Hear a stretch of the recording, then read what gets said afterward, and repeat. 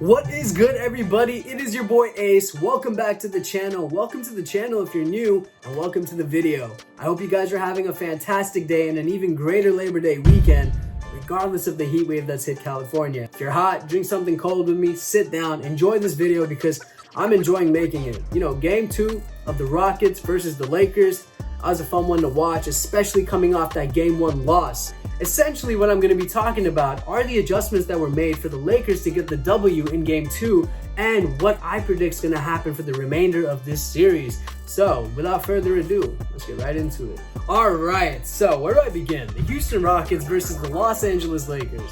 Now, this series has probably been one of the most entertaining series for me to watch, primarily because Russell Westbrook is my favorite player and the Los Angeles Lakers is my favorite team. And watching these two entities collide is essentially one of the most captivating experiences I've had in watching NBA basketball. You know, Russell Westbrook, the guy's a dog. I've been a fan of him since about 2014, but more specifically in 2017, the way he encapsulated leadership and just took that OKC team through the regular season, putting up triple-double after triple-double and getting that MVP. I've literally never seen anything like that since Mr. Bean Bryant right here. And to be honest with you, I just really respect the Brody. He's really awesome. He does have a lot of faults in his game, in which I'll be discussing today, but he's just so fun to watch. And to watch him go up against my Lakers, it's just phenomenal. You know, it's a great matchup, it's a fun matchup, and it's just something to talk about. So with the Houston Rockets acquiring Russell Westbrook, the responsibility of playmaking gets off of James Harden's shoulders and is now put onto Russell Westbrook. This essentially allows James Harden to focus on scoring while Russell Westbrook is busy bringing the ball up the court and making the playmaking decisions for the Houston Rockets. What this does is it allows the role players to play more of a comfortable position in which they can just focus on making the perimeter shots while James Harden is making himself open to make more of ISO plays, to also make perimeter shots and play basically more of the two. This is great for the Rockets, right? And it essentially allows them to have a superstar tandem of Westbrook and James Harden, which then increases their publicity, which then also increases the rate at which they can score, and it just creates a better mismatch for their opponents. But you're going against the Lakers, and the Lakers have Anthony Davis and LeBron James. We've talked about them a lot on this channel, and you guys obviously know what they bring to the table together. Now, our role players are very versatile as well. We have players that can shoot from the deep, and we have players that can also play up in the post. The Houston Rockets don't have players that can play in the post. The closest player in the Houston Rockets that gets significant minutes that can play in the post is, you could say, PJ Tucker. He's the biggest guy on their team for that. But they don't rely on that as much. They primarily rely on shooting the three, and the Lakers in game 1 didn't rely on shooting the three as much. Instead, we relied more upon the inside game and by playing big, which I actually predicted they should do, and which they did, but it didn't work out. We lost. I believe the score was 97-112. And it was just a terrible game. You know, the Lakers had a bad one. James Harden showed up. The whole team showed up for the Rockets, and they played a good game in which they increased the pace, and they just outshot us from the perimeter. Come game 2, essentially what happens is you substitute Dwight Howard's minutes and JaVale McGee's minutes with an increase in Markieff Morris's minutes and Kyle Kuzma's minutes. Those two boys showed up. Kyle Kuzma went 6 of 7 from 3. Markieff went 6 of 8. And you know what? That was it. That was a wrap. When you have guys like LeBron James and AD who respond from a loss with 60 points, and you have two role players that are able to consistently shoot the three, you're almost unstoppable. I mean, this team looked like a championship team in game 2. Like, they were goated. It was essentially done. However, it wasn't just our play that helped us win. It wasn't just that adjustment of having more perimeter shots and playing small ball so we can keep up with the Houston Rockets pace. It was also the mismatch with Westbrook.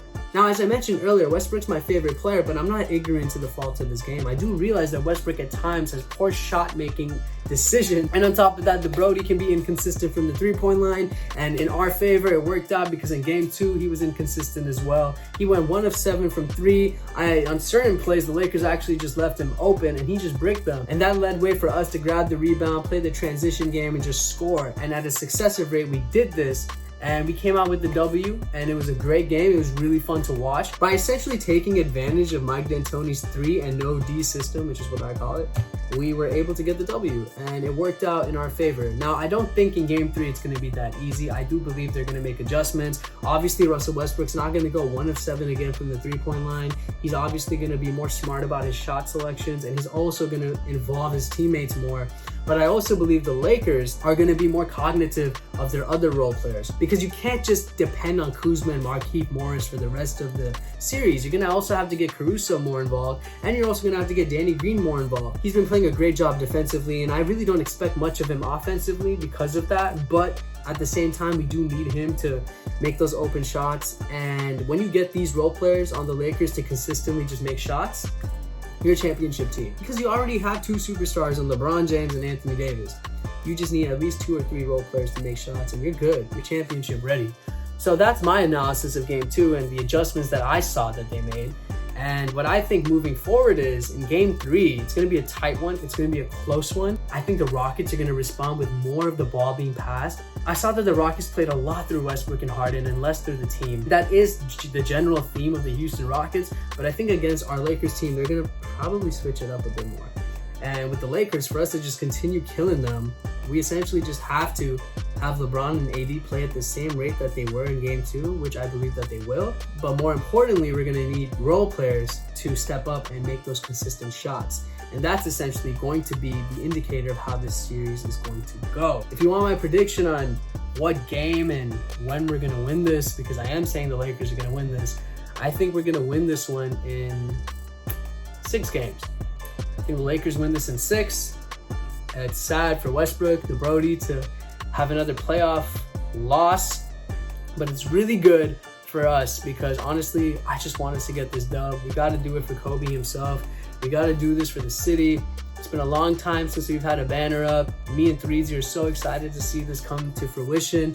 I mean, if you've been on this channel, you know we've been talking about the Lakers for so long. We're just excited to see the rest of this series play out. And then when the Lakers go up against the Clippers, woo, that's going to be a fun game. And I literally cannot wait for that. But until then, I hope you guys enjoyed this video. Let me know what you guys think about this series. Let me know if you guys disagree with me about the Rockets and the Lakers, and if I missed any adjustments that were made.